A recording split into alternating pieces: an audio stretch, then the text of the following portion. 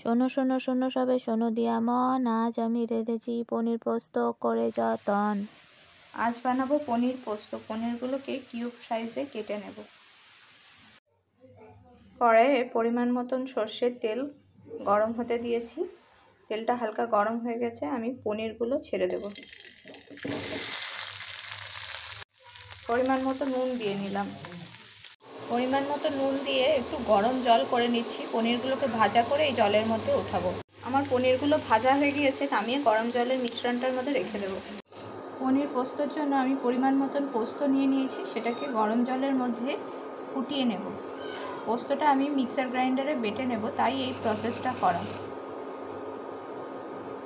যাদের পোস্ত বাটতে গেলে মিক্সার গ্রাইন্ডারে বাটা হয় না, তারা অবশ্যই এই প্রসেসটা ফলো করবেন, দেখবেন আপনাদের পোস্ত খুব ভালোভাবে বাটা হয়ে যাবে। 2-3 মিনিট ধরে এরকমভাবে ফুটতে দিতে হবে পোস্তটাকে, যাতে সেটা নরম হয়ে যায়। পেঁয়াজ, লঙ্কা, পোস্ত আর পরিমাণ মতো নুন দিয়ে বেটে নেব মিক্সিতে। আমি 2টো মিডিয়াম সাইজের আলুকে কেটে নিয়ে ভাজা করে নিয়েছি। ওই কড়াইয়ে পরিমাণ মতন তেল দিয়ে আমি সর্ষের তেলে রান্নাটা করছি। পেঁয়াজগুলো দিয়ে নিচ্ছি। পেঁয়াজগুলো ভাজা হয়ে এসছে, আমি টমেটোটা অ্যাড করে দিলাম। ক্যাপসিকাম কুচিটা আমি অ্যাড করে দিচ্ছি। পরিমাণ মতো নুন দিয়ে নিচ্ছি।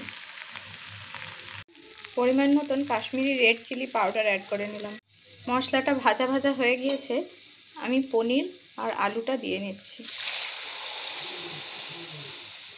পোস্ত, পেঁয়াজ আর লঙ্কার পেস্টটা দিয়ে নিচ্ছি।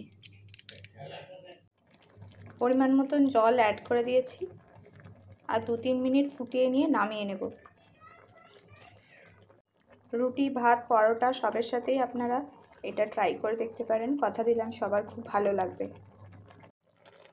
রেডি হয়ে গেছে আমাদের পনির পোস্ত। সার্ভ করব গরম ভাতের সাথে।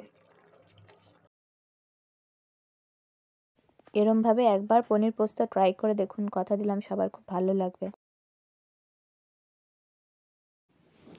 সার্ভ করলাম গরম রুটির সাথেও।